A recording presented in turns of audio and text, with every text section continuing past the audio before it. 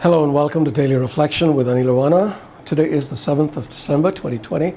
We're going to reflect on Luke 5:17 to 26. Listen. One day while Jesus was teaching, Pharisees and teachers of the law were sitting nearby. They'd come from every village of Galilee and Judea and from Jerusalem, and the power of the Lord was with him to heal. Just then some men came carrying a paralyzed man on a bed. They were trying to bring him in and lay him before Jesus. Finding no way to bring him in because of the crowd, they went up on the roof and let him down with his bed through the tiles in the middle of the crowd in front of Jesus.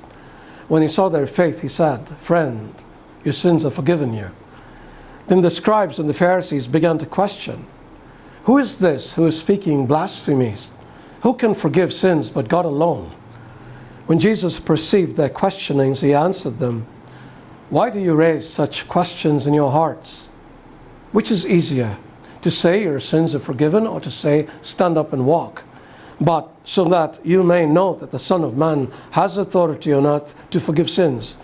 He said to the one who was paralyzed, "I say to you, stand up and take your bed and go to your home." Immediately he stood up before them, took what he had been lying on, and went to his home, glorifying God.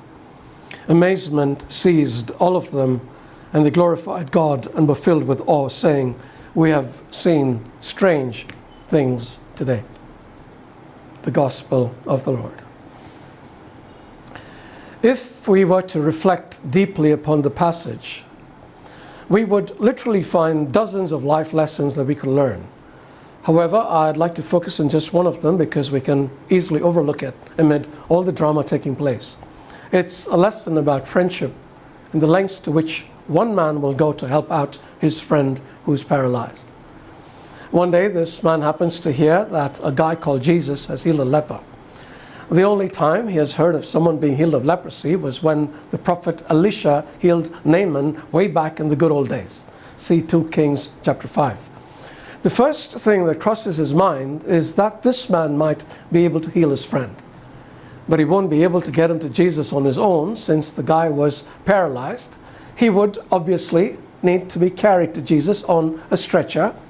This would require 3 other men. So he recruits 3 people he knows to assist him, probably bribing them with a free meal or free drinks or both. When they pick up the paralyzed man, they are met with opposition from him because he is fed up with running from pillar to post seeking healing. Nothing has worked. Even the healing retreats he attended didn't do anything for him. However, despite his protests, they put him on the stretcher and carry him to the house where Jesus is preaching. By the way, do you know whose house it was? Read the passage and figure it out for yourself. You're in for a pleasant surprise. Anyway, when they reach the house, it's full of people and they cannot enter. Undaunted, he decides to climb up to the roof and lower his friend through it. Have you ever tried to climb up a roof on your own? Can you imagine climbing onto a roof with a man on a stretcher? But this man did it. Then he dismantled the roof and lowered his friend at the feet of Jesus. Jesus, of course, healed him. Now, here is a question for you. Do you have friends you care about? Okay, it was a stupid question. Of course, your friends you care about. Here's another question. How much do you care about any of them to want to take them to Jesus? And if you do care about them enough to want to take them to Jesus, how much effort have you expended to do so? But you might say, my friends aren't paralyzed. Well, perhaps not physically, but many of them are spiritually paralyzed, no? And if we really care about them, then we must do what we can to ensure they are healed, no? Because the consequences are eternal.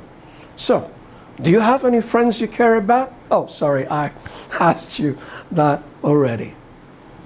Before you leave, may I remind you to subscribe to this channel. Please click on the subscribe button below and the bell icon alongside.